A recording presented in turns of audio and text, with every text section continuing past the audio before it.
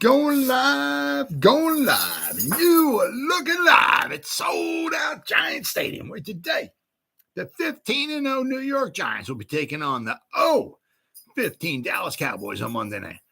Why the Dallas Cowboys 0-15? Because they suck. And welcome to the Gridiron. Anybody at all going to spend a little bit of time with me here this evening? I greatly appreciate it. Anybody watches the replay. Thank you so much. Thank you from the bottom of my heart. You guys absolutely rock. I greatly appreciate it. Going to go about 30 minutes here. Shoot my mouth off for about 30 minutes. Anybody got anything to say? Put it in the comment section. I check the comment section every now and then. Yeah, so if somebody puts something in there, I check on it. If you got a question or a comment or whatever, I'll check it out, and we certainly talk about it. That's for sure. But we got, looks like we're going to have some decent news here. All right. Looks like Kayvon. And actually looks like Kayvon and Azeez, which is going to be good news for the Giants. Okay, but looks like Kayvon says he'll make his pro debut versus the Cowboys after his knee injury. That is so good. That's just music to your ears. All right. That says here, Giants edge rusher Kayvon Thibodeau told reporters he will make his NFL debut Monday against the Dallas Cowboys after missing the first two regular season games with a sprained MCL. Somebody asked him, Jordan Renan, I guess Jordan Renan maybe asked the fifth overall pick if there was any doubt. He said, nope, he's likely set to make his debut. And Kayvon Thibodeau said, oh, yeah, I'm playing. So you got to love hearing that.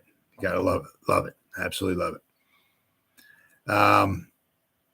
Then I got in here in this article, Bleach Report, looks like. When he was at Oregon, right, he had 126 tackles, 19 sacks in 3 seasons with the Ducks. All right. And of course, we know he got his injury suffered against the Bengals when a tight end, Thaddeus Moss, went for the block, which is legal. Okay. And maybe there's really no. They should really pretty much outlaw, anything like that. Anything like at the knees or anything like that. I mean, that's really, it shouldn't happen, but it's legal, and that's how we wind up getting hurt. But so hopefully, basically, what was it like about? He's been out about a month, I guess. So. Then also the Giants look like they should be welcoming back Azeez Ojulari, all right, who posted 8 sacks in his rookie season. All right, and Thibodeau wants to break that sack record, the rookie sack record as well. So now he's minus 2 games, so he's got 15 games to see if he can get at least 8 sacks, 8 or 8.5 sacks to break the record. Okay. So then we got, let's see here. There is no doubt Kayvon Thibodeau's mind that his NFL debut will come Monday night against the division rival Cowboys. He said, oh, yeah, I'm playing. It's been trending this way all week. Thibodeau and fellow edge rusher Azeez Ojulari did significantly more in practice, even though they were listed as limited participants. Now, Ojulari had his 8 sacks last year, right? And he's also expected to make his debut, his 2022 debut on Monday night. Ojulari said, I'm good. I'm excited, man. Ready to go. My first game. That's so good to hear. Thibodeau and Ojulari are officially listed, but they're listed as questionable. Okay, but most of the time when guys are listed as questionable, most of the time they wind up playing. Okay, it's when they're doubtful. That's, but, when you're questionable, there's a good chance. It says, but they expect to play barring any last-minute setbacks. So, they should be good to go. And the nice thing is, okay, right now it's Saturday. Okay, so, it's not a Sunday game. It's not a Sunday 1:00 game. It's not a Sunday 4:00 game. It's not a Sunday night game. It's the Monday night game. So they still have actually almost 2 full days from the time that I'm talking to even heal up even more. Okay, so that they certainly should be able to do that. All right. Then we got, meanwhile, back at the ranch, Kadarius Toney, hamstring defensive end Leonard Williams did not practice on Saturday and are listed as doubtful. And then there's 4 guys who are listed as out. Okay, and then there's a bunch of guys who are limited or whatever throughout the week, but they're full participants. It looks like they will be playing. So I'm going to go over that injury report in just a minute. Okay. Let's see. Thibodeau was the 5th overall pick. All right, he was always having a strong summer before the injury, right? Now, there's little doubt that Thibodeau was going to play a huge role in the new coordinator, Wink Martindale's defense. He had been a starter since first day of OTAs in the spring. That just goes to show you, okay, what kind of special talent the guy has, okay? Now, and then the 2-0 Giants, right, have played it cautiously with their edge rushers. They were doubtful on the final injury report each of the first 2 weeks. Thibodeau felt that there was something to prove this week, that I can go, he said. I can be healthy, and I can perform the different moves and tasks that I need to do my job at a high level. Giants defense has played well, okay, without its top 2 pass rushers. They have allowed 36 points in the first 2 weeks, which is phenomenal. Really, really good, right? But they just have 3 sacks. Okay. And Julian Love wound up getting the last one last week. You know what I mean? So it's like, it's not like they're getting pressure from, not that Lawrence and Leonard Williams are the ones supposed to be getting the pressure and the sacks and all that. But, I mean, it's just, you're not really getting a lot of pressure. You're not getting, Oshane Ximines is doing, they're doing good.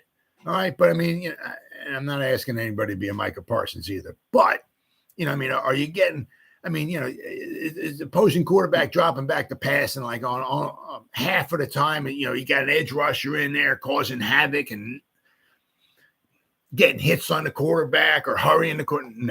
No. So, a lot of the pressure we're getting, okay, is being dialed up from Wink Martindale with his, his schemes, with the, whoever he winds up sending, meaning like a safety. Right, it's not a lot of it's not coming from the edge rushers. So if we can get the 2 bookends there,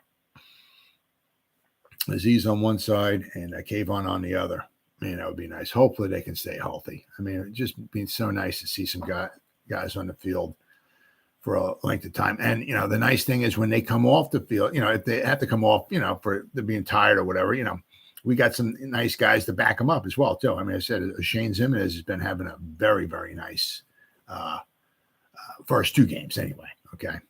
Now, also, this is his last year, okay? So he's going to want some type of a contract from somebody. So that might be another reason why he's really stepping up his game, okay?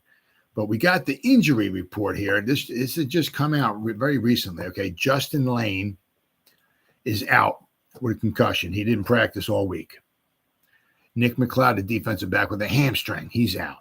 He did not participate all week either. Aaron Robinson with his appendectomy, right, he's out. He did not participate all week either. Hopefully against the Bears, maybe the following Sunday, because this will be his second game, he'll be out, okay? So hopefully against the Bears, he'll be back. Wan'Dale Robinson with his knee, he's out. It's just I don't know, just laugh or cry or what the frick it is. But our number 2 pick, so excited to have the guy on the field this day. Now, catches 1 pass, and basically he's been out ever since. First game, catches a pass, 5 yards, he's out. He's been out ever since. Unbelievable. Leonard Williams, he's doubtful, okay, with his knee. Don't count him out totally, but he's doubtful. Okay, then you got Dane Belton, who was a full participant in practice on Saturday. Good. He was limited, because of his clavicle, the broken collarbone. All right, so they're going to just limit him just because of his injury. Ain't no problem with that. John Feliciano with his shin, okay, he was a full participant. He's been limited, but he's a full participant on Saturday's practice, all right, so he should be good to go. Azeez Ojulari, he's questionable, all right, but he's been limited in practice all week long. Jason Pinnock with his shoulder, he's good to go. Okay, he was a full participant in Saturday's practice as well. Kayvon, okay, he was limited in Saturday's practice, but he's questionable as well. So, but look for those 2 guys. I said they still have another 2 days to rest up. look for them to be good to go. All right, we got Tyrod Taylor. He did not participate in Saturday's practice, but he'll be there for the game. Look right here, non-injury. I guess it was a personal day. Okay, and Kadarius Toney. Oh my God, he's tight hamstring. Okay. Thursday he was limited in practice. Friday he did not participate, and Saturday he did not participate in practice. And he's doubtful. Shocking, I know. Looks like he's going to miss another game. Simply amazing. Absolutely. He's played in, I think, 35 snaps has it been so far this year. 7 snaps in one game. This is the third game, and he's going to miss this game. I mean, it's unbelievable. Absolutely unbelievable how the guy just cannot stay healthy. Also, I mean, one thing that I see down here too is the Giants conducted a walkthrough on practice on Friday. Okay, so if somebody did not participate on Friday, it was just a walkthrough. It really wasn't a practice. Okay, but then we got the Cowboys. Okay, Trevon Diggs. Apparently somewhere along the line, he must have had a personal, so he did not participate in Thursday, but he's good to go. Michael Gallup, okay, he's questionable with his knee. Full practice all week long, but he's still questionable, all right? But even if he does play, he's still coming back from that the injury. So, but he's a weapon. He's a weapon, and that's why having Aaron Robinson out there would have been very helpful, but we'll see. Jaron Kearse, their safety, he is out. He's got a knee. Connor McGovern, their guard, he's an ankle problem. He is out. Micah Parsons, I don't believe this at all. I don't believe this. He's been having an illness, okay? But don't believe this crap. They got him down here as questionable. Get the hell out of here. He's playing Monday night. He did not participate in a couple practices. He was limited in practice on Saturday, but they say questionable. Don't believe that. Obviously, Dak Prescott with his thumb, he's out. Dalton Schultz with a knee. He was limited in practice on Saturday. He's questionable. And then Quinton Bohanna with a neck. He's questionable. He's a defensive tackle. Okay, so they have a couple guys out as well. All right, so do the Giants. But then we got Dable. Okay, so I guess you can look at Saquon, might have something, have some good knowledge about this and all. But I mean, Dable's been asking for like a whiteout on Monday night. Giants gonna be wearing their all white jerseys, okay, and he wants a whiteout. Obviously, you're gonna have a boatload of Cowboy fans in there. I've gone to quite a few Giant Cowboy games at Giant Stadium. Haven't been there probably in about 10 years. But me and my son used to go back in early 2000s. We went like 4 or 5 times or so, and the Cowboy fans travel really, really well. And so there's going to be a boatload of Cowboy fans there. So they'll probably have their blue jerseys on. But Dable wants the rest of the fans, the rest of the Giant fans to be in white. So hopefully we'll have something that looks bring along the lines of like Saquon. Because at Penn State, they have their whiteout games. And I'll tell you frickin' what. It's everybody in the stands is white. I mean, it's amazing. It's a super spectacular sight to see. All those people, all those fans in white. I mean, spectacular. I mean, Saquon knows a lot about that. So that's what Dable's trying to get the fans to wear white, right? Get them all psyched up and everything, because, I mean, it's a home field advantage, right? So we got this article here I got from like Sports Illustrated. The Big Blue often refers to the New York Giants, one of the Dallas Cowboys' biggest rivals and their next opponent on Monday Night Football. But in a surprising twist, the Cowboys will be the only team wearing blue at MetLife Stadium, okay? Because the Giants are going to be wearing their blue, and the Cowboys will be wearing their quote-unquote Jinx blue jerseys.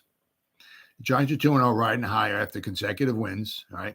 It's the first time they've had a winning record since making the playoffs in 2016, anticipating one of the season's most raucous crowds, which absolutely. And it just goes to show you how well the Cowboy fans travel. I mean, they could have a 15-string quarterback in there, and they're going to travel well, and they're going to be loud. So it's going to be a heck of a game. I really think it's going to be a heck of a game. Dable has proposed a white out. Okay, I've never heard that before with the Giants. Okay. New York will wear its color rush uniforms, which a lot of people are really looking forward to. A lot of people love those jerseys.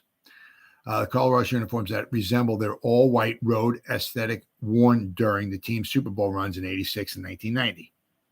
Dable has sent a letter to the Giants season ticket holders asking fans to dress for the occasion. So this is from Art Stapleton. I'm told Brian Dable sent this letter via email to the Giants season ticket holders this afternoon, encouraging the crowd to again bring the juice. Dable said, on behalf of our players, coaches, and the entire Giants organization, thank you. Thank you for bringing the juice to MetLife Stadium on Sunday, meaning against the Panthers. We look forward to seeing you on Monday night when we will be wearing our white color rush uniforms and handing out white rally towels to all the fans. You can wear your best white Giants gear to make it complete. White out. Keep bringing it! Exclamation points. We look forward to seeing you Monday night when we'll be wearing our white collar rush uniform. Okay, so that's what I just read. Though the Giants have opened with wins over Tennessee and Carolina, many believe a nationally televised win over the hated Cowboys would be an official declaration of a return to relevancy after 5 consecutive losing seasons. Dallas Cowboys have gone 9-1 over the past 10 meetings of the long-standing NFC East rival. Yeah, and it's unbelievable. I mean, I should figure they've gone 9-1. So that's been basically since 2017, 18, 19, 20. Past 5 seasons. Ever since we went to the playoffs, because in 2016, when we went to the playoffs, we beat them twice. We beat them 10-7, right? And we beat them 20-19. The first game of the season, I believe it was. We went to Dallas, and that's when we had that was the 1 year we had Sterling Shepard, right? 2016. We had Victor Cruz. He'd come back from he missed like 2 seasons with a calf and his knee. I mean, he just and we had some dude named Odell Beckham Jr. So we had the Fab 3 wide receivers there, okay, for the 1 year. Victor Cruz caught 1 touchdown pass the whole year. It was in that opening game. He caught the winning touchdown pass. The Giants were, I guess it was 19-13. I believe we were losing. He caught a touchdown pass. So we wound up winning 20-19 in Dallas. And then the Cowboys came back. The Giants had a very good defense that year. Defense shut the Cowboys down. We wound up winning 10-7. But ever since then, the last 10 games, Cowboys have won 9 out of 10. It's ungodly. It's got to change. I mean, it's unbelievable. Right? Now, the Giants, the usual hues will thus force the Cowboys 1-1 into wearing their blue road uniforms, which for years were considered unlucky by a good portion of the fan base. NFL teams traditionally wear their colored uniforms at home, but the Cowboys have gone the opposite way, wearing their white jerseys with blue trim. That's the same thing with the Dolphins as well, too. Although I think with the Dolphins, it might have something to do, possibly, I'm not exactly sure, but with the temperature, because Miami, it's freaking hot. You got a dark colored jersey on, it's going to attract the sun, it's going to make you even hotter. So, but you'll notice the Dolphins at home always wear white. The Dolphins very rarely, a lot of times you do not see them wearing dark jerseys, their home jerseys.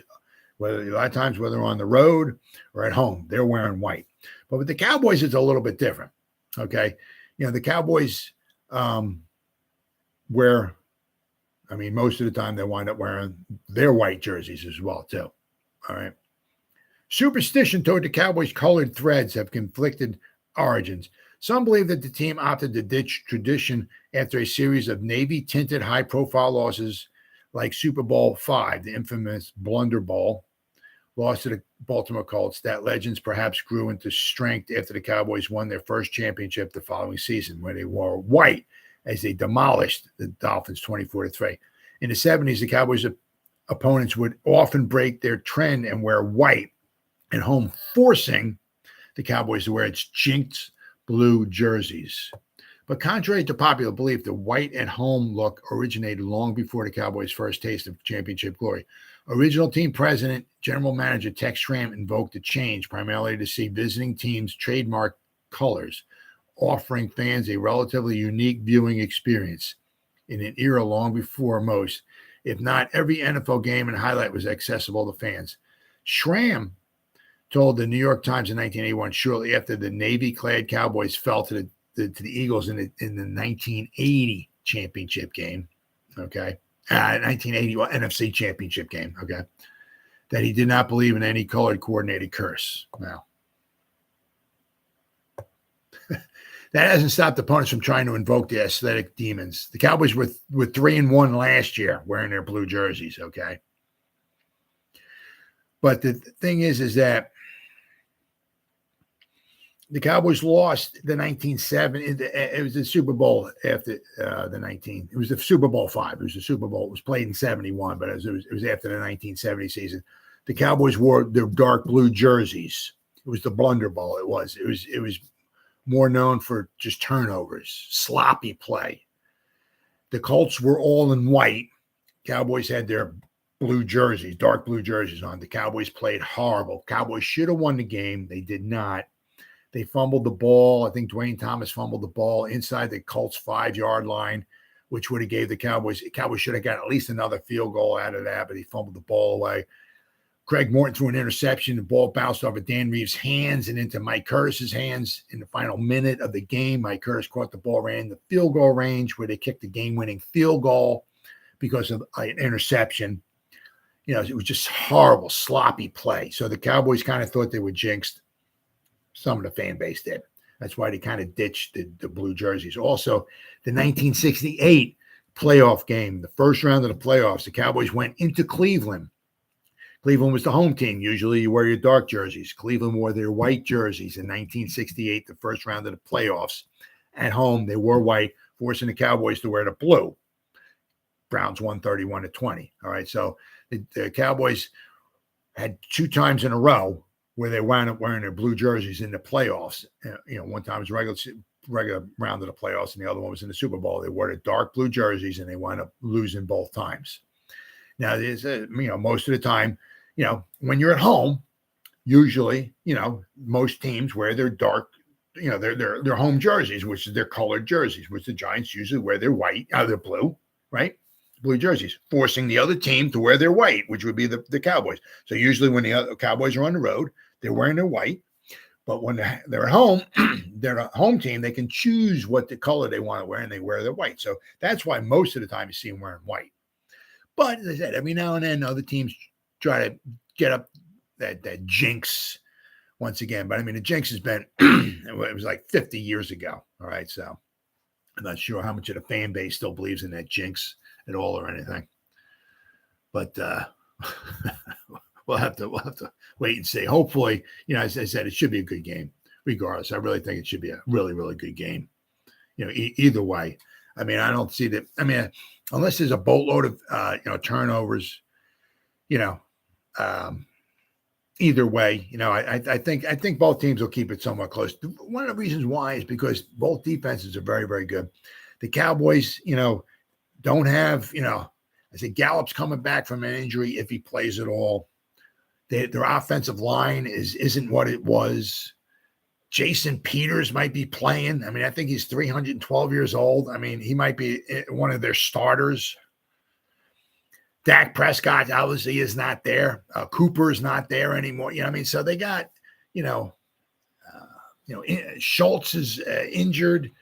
So I mean, I'm not saying the Giants are going to shut him out, but the Giants should limit the Cowboys' offense to 21 points, 24 points. Somewhere around there, maybe less. Okay. I'm not going to say we're going to hold them 3. But, I mean, the Giants defense, the way it's been playing, should keep them under control.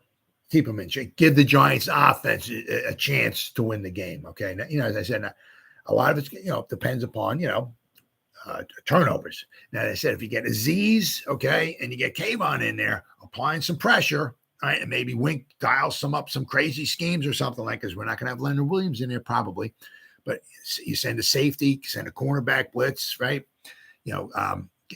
hurry Cooper Rush into a bad throw, get your hands up, maybe knock a ball up in the air, maybe it gets picked off. Maybe, as I said, somebody comes from behind, strip sacks them, we get the ball. I said, hurry a throw, make a bad throw, maybe we pick it off, right? That's what a lot of it's going to depend upon. Also the same thing, I can say same thing with the Giants offense as well. Our pass protection has been very bad.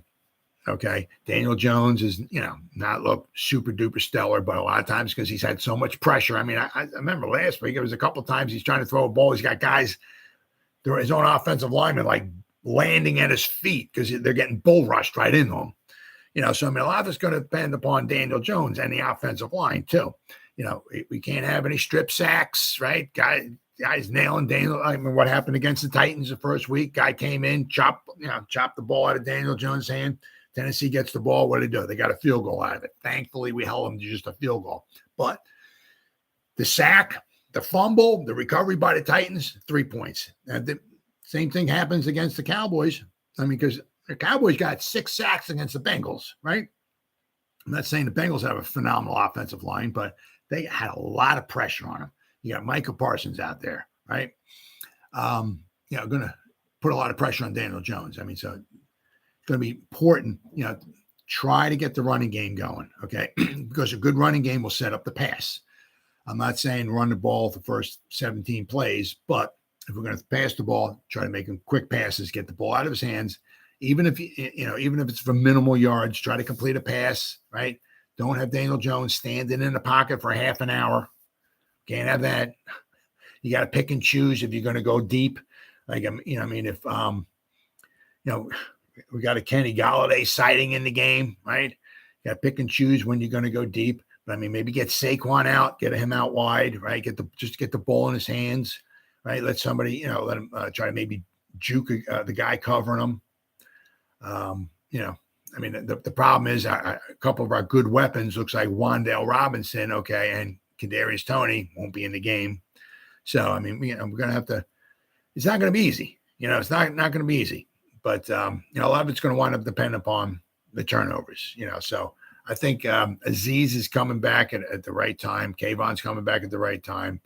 And it's going to be a heck of a good game. I think a heck of a good game, I think. It's going to be a good Monday night game. The Giants usually do not seem to wind up doing very well in prime time. So maybe it's a good time to break the jinx. And if there's I'm certainly looking forward to a whiteout. That would really, really be fun. And if somehow, the Giants could wind up winning this game. We got the Bears coming in the following week, and the Bears are not the best, shall we say. The Giants have have a shot maybe going 4-0, because then they have to go on the road. Okay, play the Packers across the pond, shall we say, and Aaron Rodgers. So that's going to be obviously a tough game. But then they have another game. They come back home after that. So the Giants got have a nice schedule going for them. All right, very, very nice schedule. So I'm not saying they're going to win every game, but they have a shot at certainly winning their fair share of games. And just think, we've only played 2 games. All right, the Giants have already won half as many games as they did all last year. Okay, so. And with any luck, between these next 2 games, we'll pick up another victory, and we'll have automatically have three victories, right? 3-1 wouldn't be too bad. I say I'm not looking for us to win the Super Bowl. If we can make the push for the playoffs, we have something. Get into December, right, and have a shot. That's because Washington, they're going to win some games, but are they going to go 12-5? No. Cowboys, without Dak Prescott, I really have a hard time seeing them, having a phenomenal record by the time he comes back. Unfortunately, I hate saying this because I can't stand the Eagles, but the way the Eagles look, if they stay healthy, it looks like they're going to be tough to beat. But if we can get into December, okay, and the Giants, have some kind of a shot maybe at making the playoffs, that would be cool. But if we can at least get, I'm just saying, 7 or 8 victories, man, that would be nice. It's something to build off of, okay? And then after this season, right, we shed a couple contracts. We get rid of some guys that Dable and Shane don't want. Maybe bring in a free agent here, a free agent there, maybe somebody who they do want. Draft some more guys, that they want. Okay, keep the guys here, like when it's their turn to get paid, start paying some of the guys. I mean, like Sexy Dexter, pay him. When it's time for Andrew Thomas, make sure you pay him. Xavier McKinney, make sure you pay him. I don't know if we're going to want Adoree Jackson around. He's done very good so far, right? We might want to keep him around, even if it's going to cost some money. But it's going to be very, very interesting. It's going to be should be a very good game on Monday night.